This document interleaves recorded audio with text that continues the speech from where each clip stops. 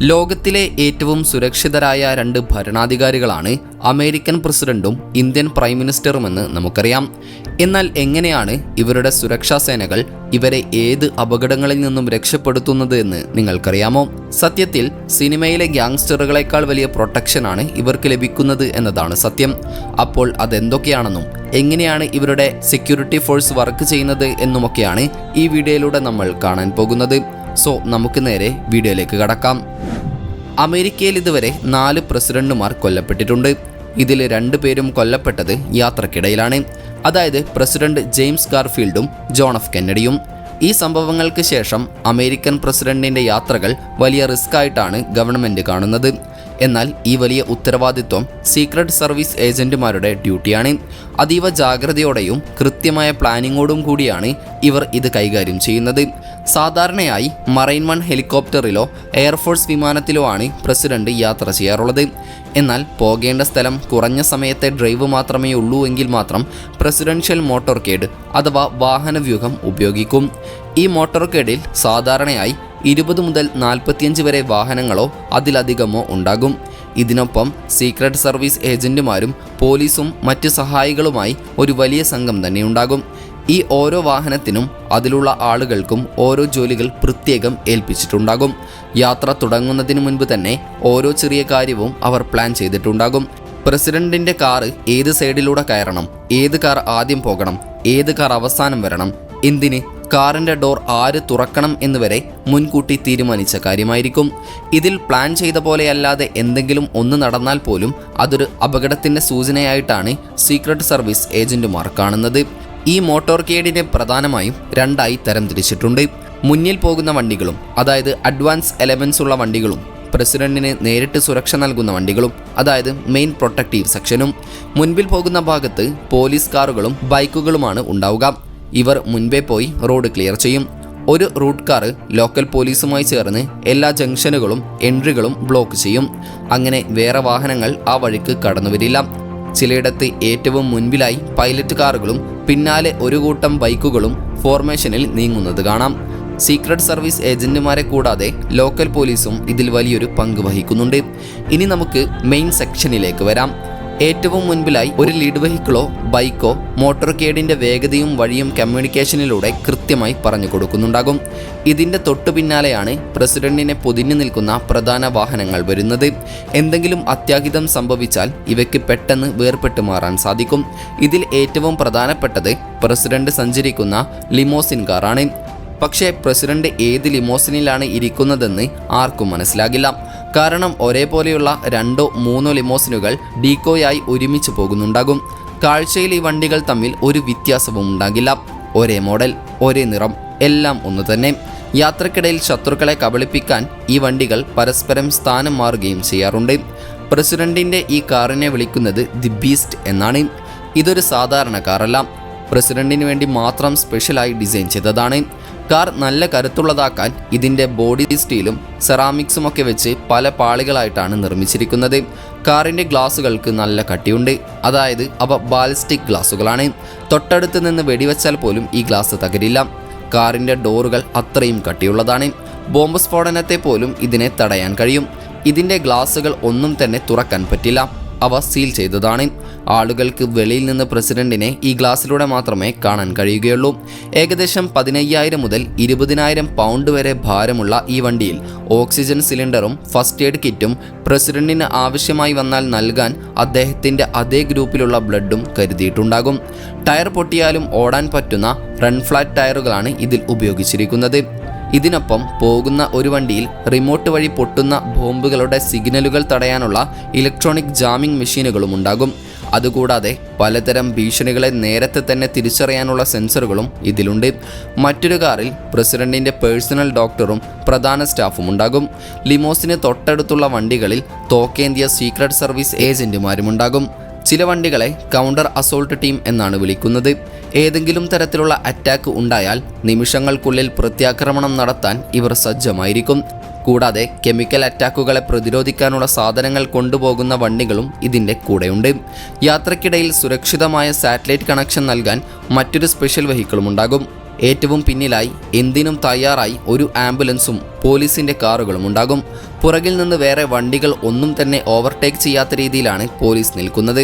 ചിലപ്പോൾ ഈ മോട്ടോർകേഡിന് മുകളിലൂടെ ഹെലികോപ്റ്ററുകളും പ്രൊട്ടക്ഷൻ ഉണ്ടാകും. എന്നാൽ പ്രസിഡന്റ് വിദേശത്തേക്ക് പോകുമ്പോൾ കാര്യങ്ങൾ വ്യത്യസ്തമാണ്. അതിനു മുൻപായി നമ്മുടെ വീഡിയോകൾ കാണുന്ന 90% ആളുകളും നമ്മുടെ ചാനൽ സബ്സ്ക്രൈബ് ചെയ്യാതെയാണ് വീഡിയോ കാണുന്നത്. സോ ഇത്തരത്തിലുള്ള ഇൻഫോർമേറ്റീവ് കോണ്ടന്റുകൾ ഇഷ്ടമുള്ളവർ ചാനൽ സബ്സ്ക്രൈബ് ചെയ്യാൻ മറന്നു പോകരുത്. അത് നിങ്ങൾ എനിക്ക് തരുന്ന വലിയ സപ്പോർട്ടായിരിക്കും. സോ നമുക്ക് വീഡിയോയിലേക്ക് തന്നെ വരാം. യാത്രയ്ക്ക് കുറച്ച് ദിവസങ്ങൾക്ക് മുൻപ് തന്നെ പ്രസിഡന്റിന്റെ കാറുകളും മറ്റ് വണ്ടികളും വലിയ മിലിറ്ററി കാർഗോ വിമാനങ്ങളിൽ കയറ്റി അങ്ങോട്ടേക്ക് അയക്കും. യാത്രയുടെ അന്ന് പ്രസിഡന്റ് വൈറ്റ് ഹൗസിൽ നിന്ന് ഹെലികോപ്റ്ററിൽ എയർബേസിലേക്ക് പോകും. അവിടെയും പ്രസിഡന്റിനെ തിരിച്ചറിയാതിരിക്കാൻ ഒരേപോലെയുള്ള ഒന്നിലധികം ഹെലികോപ്റ്ററുകൾ ഒരുമിച്ച് പറന്നേക്കാം. അദ്ദേഹം സഞ്ചരിക്കുന്ന വിമാനത്തെയാണ് എയർഫോഴ്സ് 1 എന്ന് വിളിക്കുന്നത്. അദ്ദേഹത്തിൻ്റെ കൂടെ എപ്പോഴും വേറെയും വിമാനങ്ങളുണ്ടാകും. പ്രസിഡന്റിന്റെ ഹെലികോപ്റ്ററും ഇത്തരത്തിൽ കാർഗോ വിമാനങ്ങളിൽ കയറ്റി അദ്ദേഹത്തിനൊപ്പം കൊണ്ടുപോകാറുണ്ട്. ഇത്രയും സുരക്ഷ ഒരുക്കണമെങ്കിൽ അതിന് വലിയൊരു തുകയും ചിലവാകുന്നുണ്ട് എന്നതാണ് സത്യം. റിപ്പോർട്ടുകൾ പറയുന്നത് പ്രകാരം എയർഫോഴ്സ് 1ഉം ഈ വാഹന വ്യൂഹവും ഒക്കെ ചേർന്ന് ചെറിയൊരു യാത്ര നടത്തിയാൽ പോലും 1 മണിക്കൂറിന് ലക്ഷക്കണക്കിന് ഡോളർ, അതായത് കോടിക്കണക്കിന് ഇന്ത്യൻ രൂപയോളം ചിലവ് വരും. ഇനി നമുക്ക് നമ്മുടെ ഇന്ത്യൻ പ്രധാനമന്ത്രിയുടെ സെക്യൂരിറ്റി ഗാർഡ്സിനെ കുറിച്ച് പരിശോധിക്കാം. നമ്മുടെ പ്രധാനമന്ത്രിയുടെ സുരക്ഷ നോക്കുന്നത് സ്പെഷ്യൽ പ്രൊട്ടക്ഷൻ ഗ്രൂപ്പ് അഥവാ SPG ആണ്. ഇവർക്ക് വേണ്ടി മാത്രം വർഷം തോറും ഏകദേശം $60 മില്യൺ, അതായത് 550 കോടി ഇന്ത്യൻ രൂപയോളം ചിലവാക്കുന്നുണ്ട്.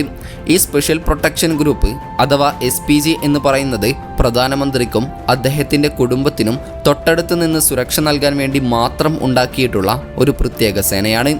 ആയിരക്കണക്കിന് ട്രെയിൻഡായ SPG ഉദ്യോഗസ്ഥരാണ് മോദിയുടെ ബോഡി ഗാർഡായി കൂടെയുള്ളത്. അദ്ദേഹം എവിടെ പോകുമ്പോഴും കൂടെ പോകാനായി ഡസൻ കണക്കിന് വണ്ടികളും ഹെലികോപ്റ്ററുകളും വിമാനങ്ങളും ബൈക്കുകളുമൊക്കെ ഈ ഗ്രൂപ്പ് റെഡിയാക്കി നിർത്തിയിട്ടുണ്ട്. സാധാരണയായി ഈ ഉദ്യോഗസ്ഥർ കറുത്ത കോട്ടും സ്യൂട്ടുമൊക്കെ ഇട്ട് കറുത്ത കണ്ണടയും സിവിൽ കമ്മ്യൂണിക്കേഷൻ ഇയർപീസും വെച്ചാണ് നടക്കുക. ഇവരുടെ കയ്യിൽ കാണാത്ത രീതിയിലുള്ള തോക്കുകളും ഉണ്ടാകും. എന്നാൽ വല്ലപ്പോഴും നടക്കുന്ന ചടങ്ങുകളിലോ മറ്റോ വരുമ്പോൾ എല്ലാവർക്കും ഇടയിൽ കലർന്നു നിൽക്കാൻ വേണ്ടി ഇവർ സഫാരി സ്യൂട്ടുകളും ഇടാറുണ്ട്. പറഞ്ഞു വരുമ്പോൾ ഈ SPG ഓഫീസർമാർ കമാൻഡോകളെ പോലെയാണ് എന്ന് മാത്രമല്ല, അവരുടെ കയ്യിലുള്ള ആയുധങ്ങളും അത്രയ്ക്ക് പവർഫുള്ളാണ്. ലേറ്റസ്റ്റ് ആയ അസാൾട്ട് റൈഫിളുകൾ, കമ്മ്യൂണിക്കേഷൻ സൗകര്യമുള്ള പ്രത്യേക സൺഗ്ലാസുകൾ, ഗ്ലൗസുകൾ, ബുള്ളറ്റ് പ്രൂഫ് ജാക്കറ്റുകൾ എന്നിവയെല്ലാം ഇവരുടെ കയ്യിലുണ്ട്. പ്രധാനമന്ത്രി രാജ്യത്ത് എവിടെയെങ്കിലും പോകുമ്പോൾ അദ്ദേഹത്തിൻ്റെ വലിയ വാഹനവ്യൂഹം കടന്നു പോകാൻ വേണ്ടി മണിക്കൂറുകളോളം റോഡുകൾ ബ്ലോക്ക് ചെയ്യാറുണ്ട്. അദ്ദേഹത്തിൻ്റെ സുരക്ഷ ഉറപ്പാക്കാൻ പറ്റിയ മോഡേൺ സൗകര്യങ്ങളുള്ള വണ്ടികളാണ് ഈ കോൺവേയിൽ ഉണ്ടാവുക. ഇതിൽ മോദി യാത്ര ചെയ്യാൻ ഉപയോഗിക്കുന്നത് മെഴ്സിഡസ് മെയ്ബാക്ക് S650 ഗാർഡ് എന്ന അത്യാധുനിക കാറാണ്. ഇതുകൂടാതെ BMW 7 series, range rover, land cruiser, Fortuner, BMW X5, Mercedes Benz ambulance എന്നിവയും കൂടെയുണ്ടാകും. റേഡിയോ അറ്റാക്കുകളോ ബോംബാക്രമണങ്ങളോ തടയാൻ വേണ്ടി ജാമർ ഘടിപ്പിച്ച ഒരു പ്രത്യേക വാഹനവും ഈ നിരയിൽ ഉണ്ടാകാറുണ്ട്. ഇവ കൂടാതെ അകമ്പടിക്കായി വേറെയും ഒരുപാട് വാഹനങ്ങൾ പോകാറുണ്ട്. മോദിയും കൂടെയുള്ളവരും പോകുന്ന ഈ വണ്ടികൾ വെടിയുണ്ടകളെയും ബോംബ് സ്ഫോടനങ്ങളെയും വരെ പ്രതിരോധിക്കാൻ കഴിയുന്നവയാണ്. അഥവാ VR10 റേറ്റിംഗ് ഉള്ള വാഹനങ്ങളാണ്. കഴിഞ്ഞില്ല, മോദി സഞ്ചരിക്കുന്ന വാഹനങ്ങളുടെ അടിഭാഗത്തും മേൽക്കൂരയിലുമൊക്കെ കനത്ത ഇരുമ്പ് പാളികൾ കൊണ്ട് കവചം തീർത്തിട്ടുണ്ട്. ടയറുകൾ പഞ്ചറായാലും കിലോമീറ്ററുകളോളം ഓടാൻ കഴിയുന്ന റൺ ഫ്ലാറ്റ് ടയറുകളാണ് ഇതിലുള്ളത്. വണ്ടിക്ക് തീപിടിക്കാതിരിക്കാൻ ഫ്യുവൽ ടാങ്കുകളും പ്രത്യേക രീതിയിൽ ലോക്ക് ചെയ്തിട്ടുണ്ട്. ഇനി വല്ല കെമിക്കൽ അറ്റാക്കോ മറ്റോ നടന്നാൽ പോലും വണ്ടിക്കുള്ളിലുള്ളവർക്ക് ശുദ്ധവായു കിട്ടാനുള്ള സംവിധാനം മെഴ്സിഡസ് മെയ്ബാക്കിലുണ്ട്. ഇതൊന്നും കൂടാതെ ഡ്രൈവറുമായി സംസാരിക്കാനുള്ള ഇന്റർകോം, അലാം, ഫയർ എക്സ്റ്റിംഗ്വിഷർ, വിഷവാതകങ്ങൾ വന്നാൽ തിരിച്ചറിയാനുള്ള സെൻസറുകൾ എന്നിവയും ഇതിലുണ്ട്. റോഡിലെ സുരക്ഷ ഇങ്ങനെയൊക്കെയാണെങ്കിൽ പ്രധാനമന്ത്രി വിമാനത്തിലാണ് യാത്ര ചെയ്യുന്നതെങ്കിൽ എയർ ഇന്ത്യ 1 അഥവാ AI-1 എന്ന വിമാനത്തിലാണ് സഞ്ചരിക്കുക. 2 വലിയ ബോയിങ് 777 വിമാനങ്ങളാണ് ഇതിനായി ഉപയോഗിക്കുന്നത്. അമേരിക്കൻ പ്രസിഡന്റ് ഉപയോഗിക്കുന്ന എയർഫോഴ്സ് 1ന് സമാനമായ സുരക്ഷാ ഫീച്ചറുകൾ ഉള്ള ഇത് അമേരിക്കയിലാണ് നിർമ്മിച്ചത്. ഇനി രാജ്യത്തിനകത്ത് പറക്കാൻ 4 ചെറിയ വിമാനങ്ങളും 3 വലിയ ജെറ്റുകളും വേറെയുമുണ്ട്. തൻ്റെ സുരക്ഷയുടെ കാര്യത്തിൽ അദ്ദേഹം ഒരു വിട്ടുവീഴ്ചയും ചെയ്യില്ല എന്നതിന് തെളിവാണിതെല്ലാം. ചില രാജ്യങ്ങൾ സന്ദർശിക്കുമ്പോൾ സൈനിക ആവശ്യങ്ങൾക്കായി ഉപയോഗിക്കുന്ന C-130J വിമാനവും മോദി ഉപയോഗിക്കാറുണ്ട്. യാത്ര ചെയ്യുമ്പോൾ വിമാനം മാത്രമല്ല, ആകാശത്ത് ഹെലികോപ്റ്ററുകൾ ഉപയോഗിച്ചുള്ള നിരീക്ഷണവും നടക്കാറുണ്ട്. ഇതിനായി MI-17V5 ഹെലികോപ്റ്ററുകളാണ് ഉപയോഗിക്കുന്നത്. രാത്രിയിൽ പോലും വ്യക്തമായി കാണാൻ കഴിയുന്ന ഉപകരണങ്ങളും മറ്റും ഇതിലുണ്ട്. സുരക്ഷയ്ക്കായി ഇതിലും വെടിയുണ്ട ഏൽക്കാത്ത തരം ഷീറ്റുകൾ ഘടിപ്പിച്ചിട്ടുണ്ട്. ഇതൊക്കെ കേട്ടിട്ട് നിങ്ങൾക്ക് SPG ഫോഴ്സിൽ ജോയിൻ ചെയ്യാൻ തോന്നുന്നുണ്ടെങ്കിൽ SPGയിലേക്ക് നേരിട്ട് ജോലിക്കാരെ എടുക്കില്ല എന്നതാണ് സത്യം. പോലീസ് ഫോഴ്സിൽ നിന്നോ റെയിൽവേ സുരക്ഷാ സേനയിൽ നിന്നോ ഒക്കെയുള്ളവർക്ക് മാത്രമേ ഇതിലേക്ക് അപേക്ഷിക്കാൻ പറ്റുകയുള്ളൂ. കടുത്ത ശാരീരിക മാനസിക പരിശോധനകൾ ജയിച്ചാൽ മാത്രമേ ഈ ജോലിയിൽ പ്രവേശിക്കാനും സാധിക്കുകയുള്ളൂ. 5 വർഷത്തേക്കാണ് ഇതിൻ്റെ നിയമനം. ഏതായാലും അമേരിക്കൻ പ്രസിഡന്റിൻ്റെയും ഇന്ത്യൻ പ്രൈം മിനിസ്റ്ററിൻ്റെയും സുരക്ഷയെക്കുറിച്ച് നിങ്ങൾക്കെന്ത് തോന്നുന്നുവെന്ന് കമൻറ്റ് ചെയ്യാൻ മറക്കരുത്. ഇവർക്ക് ഇത്രത്തോളം സുരക്ഷയുടെ ആവശ്യമുണ്ടോ എന്ന് നിങ്ങൾക്ക് തോന്നുന്നു എന്നും കമൻറ്റ് ചെയ്യാൻ വിട്ടുപോകരുത്. അപ്പോൾ മറ്റൊരു ഇൻഫോർമേറ്റീവായ വീഡിയോയുമായി വരുന്നത് വരെ ഗുഡ് ബൈ.